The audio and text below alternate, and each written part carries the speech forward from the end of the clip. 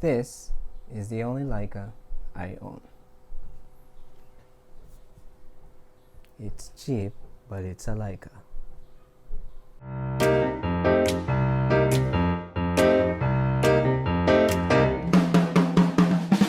Hey Film Flips, Alan here again. If you're new to this channel, I service film cameras from cleaning, repair, and restoration. And if you like that kind of content, consider subscribing, and hopefully I can teach you a thing or two. Now for 35mm cameras in general, there are three types of system: the SLR, a rangefinder, and a point and shoot. Now for rangefinder camera system, one brand is on top of the list, and that is Leica. Now don't get me wrong, Leica really is a camera masterpiece, and if you open one up, everything in it is precisely engineered. Now with that kind of legacy, it comes with a price, and it's actually the price. I can't even afford one. But what if there is a cheaper alternative? If you Google search poor man's Leica, something like this will actually come up. It's a QL17. Now it is a compact rangefinder, has nice optics, but in order for you to say it's a Leica alternative, it has to be a system, meaning you should be able to swap lenses. Today, I'll show you some of Canon's Leica alternative. And that means I'll have to go there right now. Before I start, this video by any means isn't going to be a proper review on the items that I'm going to show you. This is just for you to see what Canon has to offer with their rangefinder system lineup.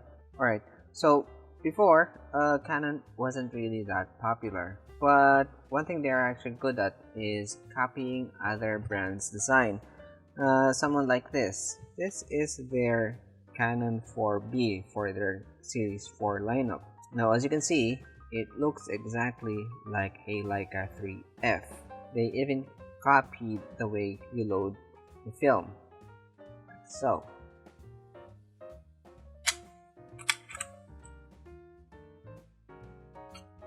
around this time, Leica dominated the rangefinder system. However, Canon wanted to jump in on that kind of business and made something like this.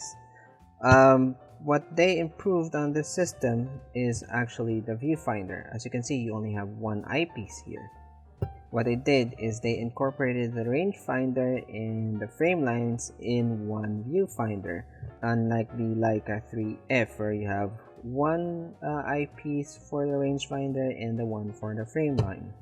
Now this started their rangefinder battle with Leica. Now, 1954, Leica released their Leica M3, and in conjunction with that, Canon released two models in 1956.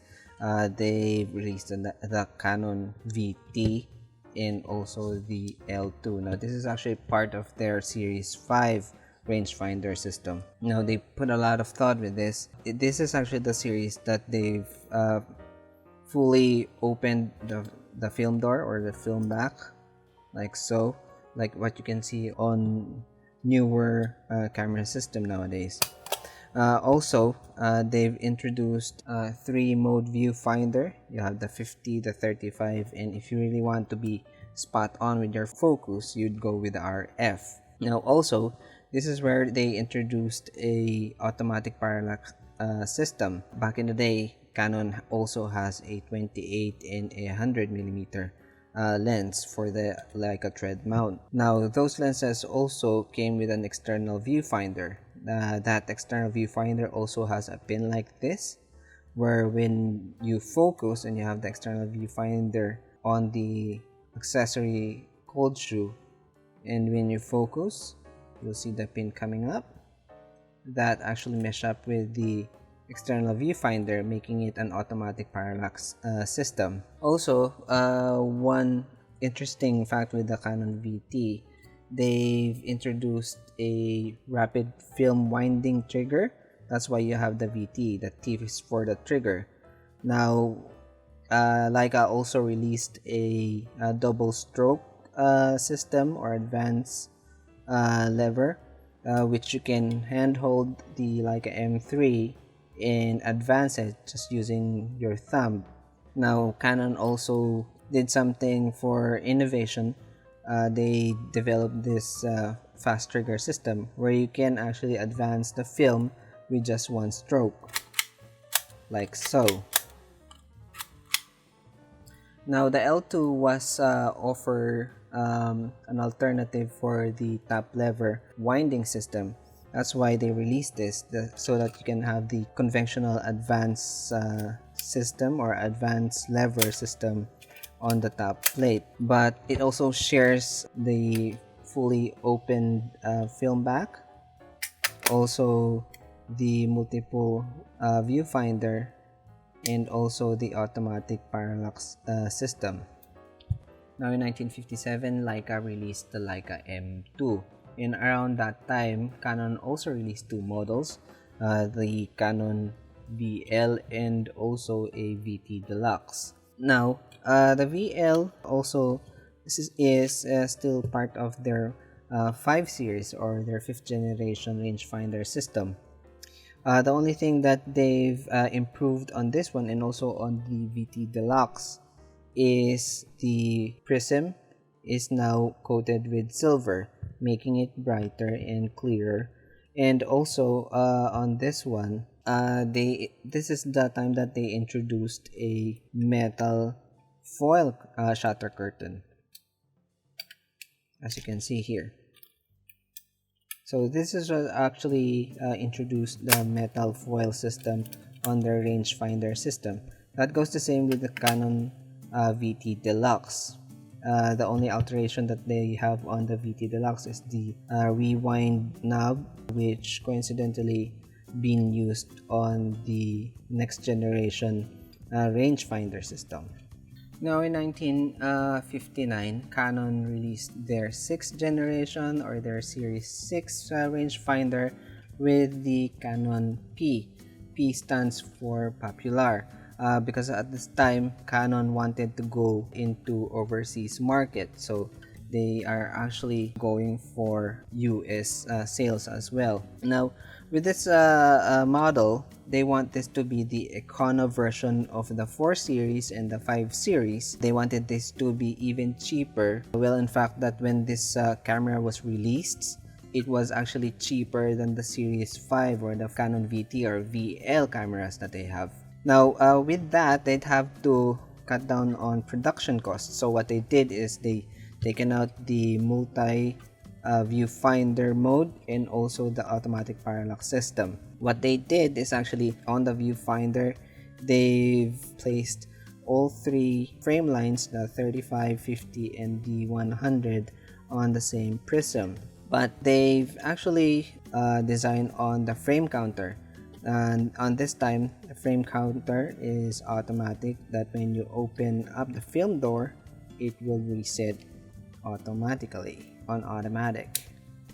Alright, unlike the previous models that you'd have to use the reset here, turning the knob. And also on this one, they've also used the rewind knob that they had on the Canon VT Deluxe. But still, they are actually still using the metal foil shutter curtain on this one as well.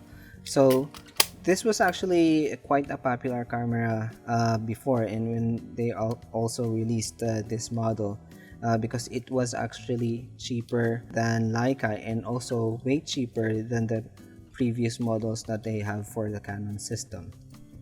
Now in 1961, Canon released their 7th generation or their Series 6 rangefinder camera with the Canon 7.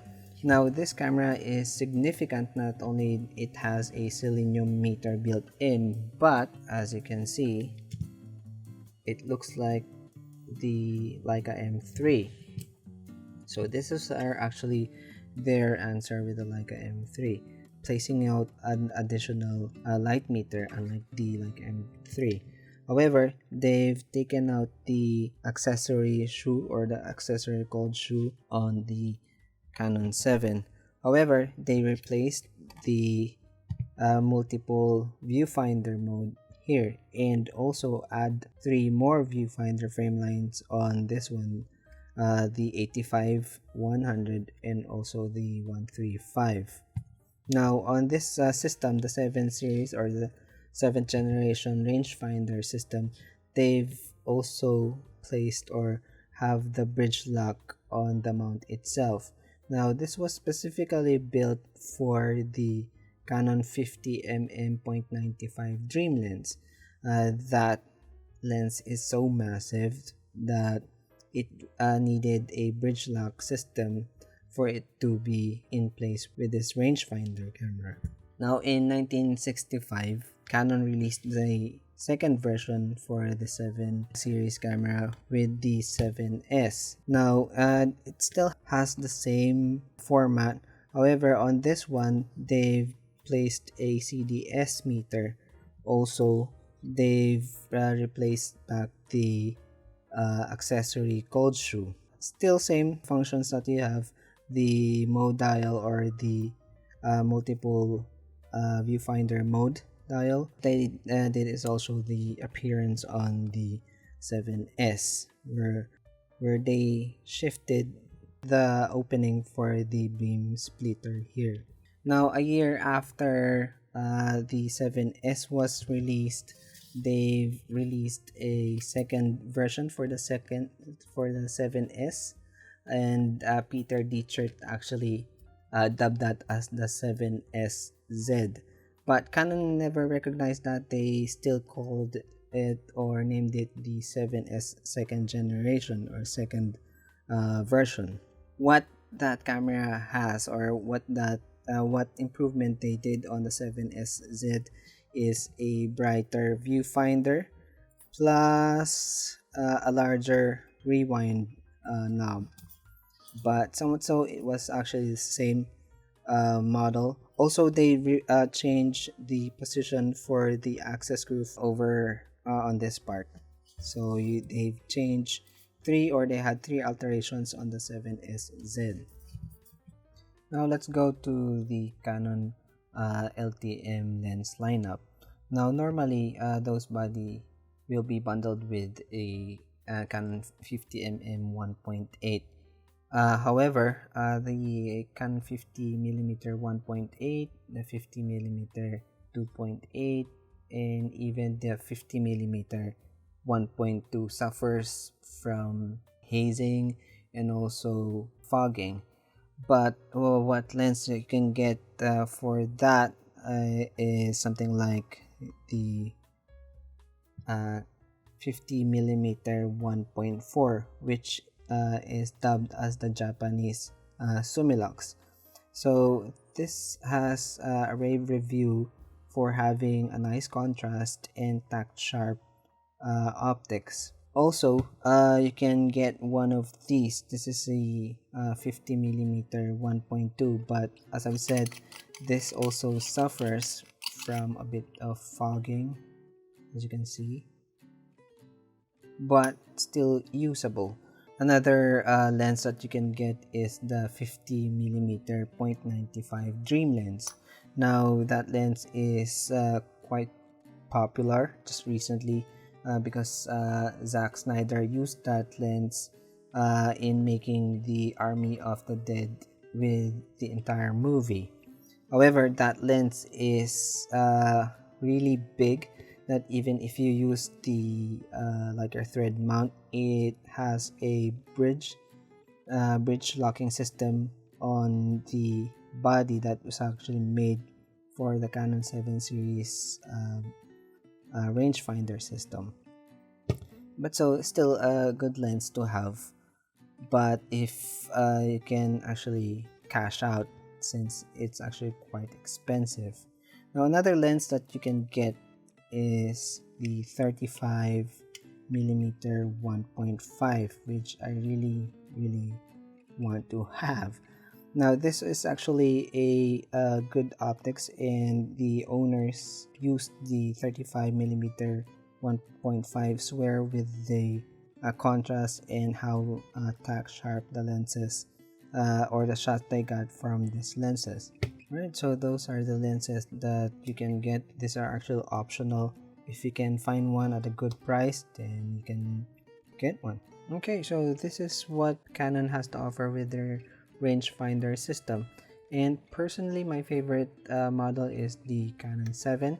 Not only because it has a built-in light meter. This has a distinctive sound. when it releases the shutter. It's somewhat quieter than the rest of the models, as you can give you a sample here. But that's my personal preference. I'll go with the Canon 7. What's funny is actually the Canon P is more expensive than the Canon 7, whereas this one doesn't have a built-in light meter. So if you want to get into the rangefinder camera system, consider Canon's rangefinder lineup. That's it for me. If you find this video helpful, just click on the like button, and if you want this kind of content, consider subscribing. Alan here again. You have a good one.